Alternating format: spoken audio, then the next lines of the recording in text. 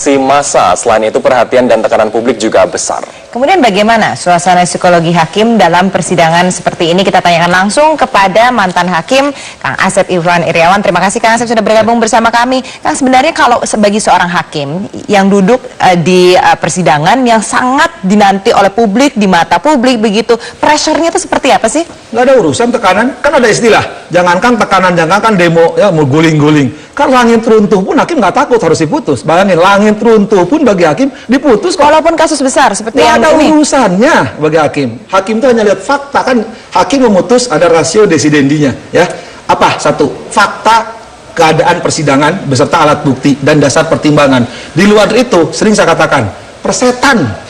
Jadi selama pengalaman nggak pernah ada rasa jadi kalau ada hakim gitu, tertekan, dipengaruhi luar dalam, jangan jadi hakim.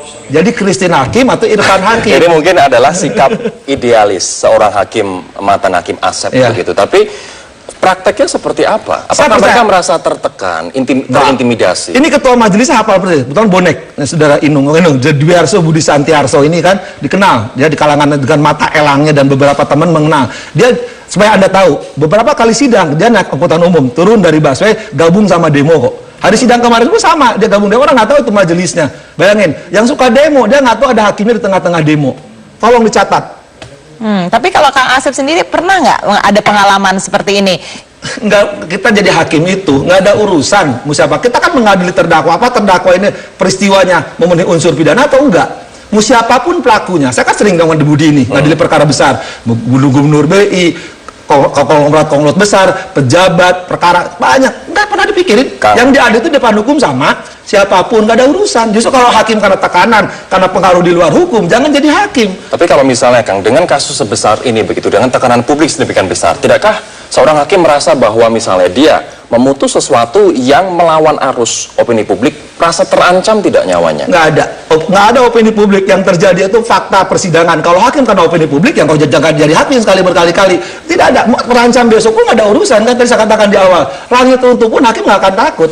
Walaupun misalnya ini karena sudah jadi selebriti di mata publik begitu, dia jadi apa ya, kadang-kadang bisa jadi antagonis juga gitu di masyarakat. Seperti contohnya nih waktu Hakim O.J. Simpson, Hakim Ito waktu itu, dia keluar saking takutnya karena dia itu banyak sekali yang menghujat, bahkan mengancam dibunuh sekalipun. Ini perlu diingat deh, sistemnya berbeda. Kita yang Anglo-Saxon sama kontinental, karena yang menentukan salah atau tidak itu sistemnya adalah juri. Sebenarnya mungkin berbeda dengan pendapatnya, tapi di kita kontinental yang menentukan benar, salah dan stramat berapa hukuman atau tidak adalah hakim. Sejak hakim adalah sesungguhnya untuk apa? Mengadili, menerima, memeriksa, memutus. Memutus tadi ada 4 hal yang dipertimbangkan oleh hakim. Tapi kita juga tidak bisa menasbihkan fakta bahwa hakim-hakim di Indonesia, fakta bahwa ada hakim tidak semuanya bersih. Fakta bahwa ada hakim-hakim yang di luar bukan sebagai layaknya seorang hakim, kita harus akui. Ya, tapi beberapa hakim yang saya kenal yang mengadili perkaranya, kasusnya Pak Ahok, saya tahu persis. Hakim-hakim yang tidak akan tergoda dan tidak akan takut sama tekanan. Ini ada pendapat menarik nih, berdasarkan pendapat dari pakar psikologi forensik Reza Indragiri, salah satu faktor yang berpotensi mengganggu independensi hakim adalah faktor sikap atau perspektif hakim. Misalnya di Amerika Serikat, hakim yang konservatif akan menolak permohonan aborsi atau pernikahan sejenis. Betulkah faktor perspektif atau sikap terhadap suatu kasus itu akan berpengaruh? Sekali lagi, bahasa hukumnya ada hakim berdasarkan etos, logos, patos. Ya, tidak boleh perasaan di luar itu. Sekali lagi, rasio desidendinya hanya itu. Sekali lagi, fakta, kejadian, beserta alat bukti dan dasar hukum. Apalagi pidana dikenal ajas legalitas. Tidak boleh hakim keluar dari aturan main. Sekali lagi, dipatok, jadi kayak kacamata kuda. Jadi kalau hakim dipengaruhi oleh pemikiran-pemikiran lain, sekarang nggak bisa. Hakim jelas ada patokan. Misalkan tidak paling gampang lah, Ahok itu menuduh permusuhan, kebencian, ya penyalahgunaan atau penodaan, bukan penistaan sekali lagi. Hanya itu patokannya, itu melakukan atau tidak. Parameternya jelas dengan alat meter. Apa parameternya? Alat bukti yang sah sekali lagi. Keterangan saksi, keterangan ahli, surat, petunjuk, keterangan terdakwa. Hanya itu batasan bagi hakim. Ini faktanya. Pak Ahok melakukan gini, masuk nggak dengan alat bukti? Hakim itu tidak boleh. Oh ini kata menyangkut masa besar, menyangkut pemilu. Kalau diputus bebas gini, diputus hukum begini. Nggak boleh hakim berpikir begitu. Menyangkut nggak? Dia sebagai misalnya hakimnya warga Jakarta yang terkena, misalnya dia merasakan dampaknya gitu, punya Pak Ahok jadi gubernur misalnya begitu. Jadi secara pribadi juga ikut menilai begitu ketika dia memutuskan bersalah atau tidak. Saya pernah jadi hakim di daerah Sumatera Selatan, dikasih KTP nggak ada urusan, saya bilang nggak dosa, putus ya bebas, ya lepas, menang ya kalah. Yang dilakukan oleh saudara Dwi Arso, sepengetahuan saya dan beberapa anggota di situ, saya kira sikapnya sama. Ini kebetulan majelis termasuk kategori hakim-hakim baik. Kang, saya kalau percaya penuh. terkait dengan ini sidang yang tidak disiarkan secara langsung, sebentar, ada pendapat yang mengatakan bahwa untuk melindungi independensi dari saksi, apakah ini juga untuk melindungi security dan independensi dari hakim? Sekali lagi, sidang itu ya dinyatakan dibuka dan terbuka untuk umum. Dibuka, dimulai, terbuka, silahkan publik datang. Inilah ruang sidang. Kenapa nggak live? Baca ICPPR ya, sekali lagi ya, pasal 14 ayat 1. Sekali lagi, media dan demi keamanan, demi moralitas, kali 14 ayat 1. Bahasa Inggris Anda lebih pintar bahasa Inggris, saya nggak begitu paham. Jelas bagaimana pembatasan media. Ada surat keputusan Menteri Kehakiman tahun 83. Bagaimana pengambilan gambar, bagaimana perekaman, harus izin ketua majelis. Dasar hukumnya jelas. Apalagi kalau bicara kuhab, tidak boleh saling berhubungan bersatu sama lain. Lebih jauh lagi, tadi satu kasus kan, negara-negara beradab, Eropa, Anda pernah di Eropa, pernah di Amerika, nggak ada yang siaran langsung kayak kita. Barbar kalau siaran langsung.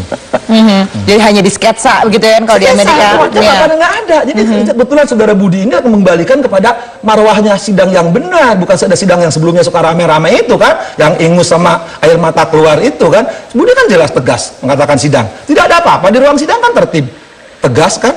Sekarang sidang itu bukan untuk memenuhi kebutuhan publik, untuk mengadili Pak Ahok itu bersalah atau tidak.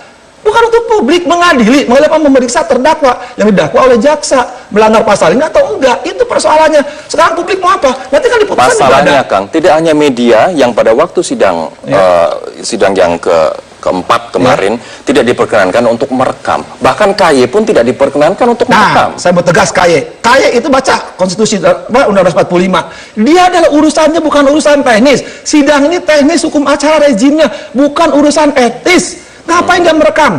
Pertanyaan saya, ngapain juga hari ini ketua KY datang sama anggotanya? Kenapa sidang lain nggak datang? Pertanyaan saya. Ini menarik perhatian, nanti bukan kasus Ahok kok.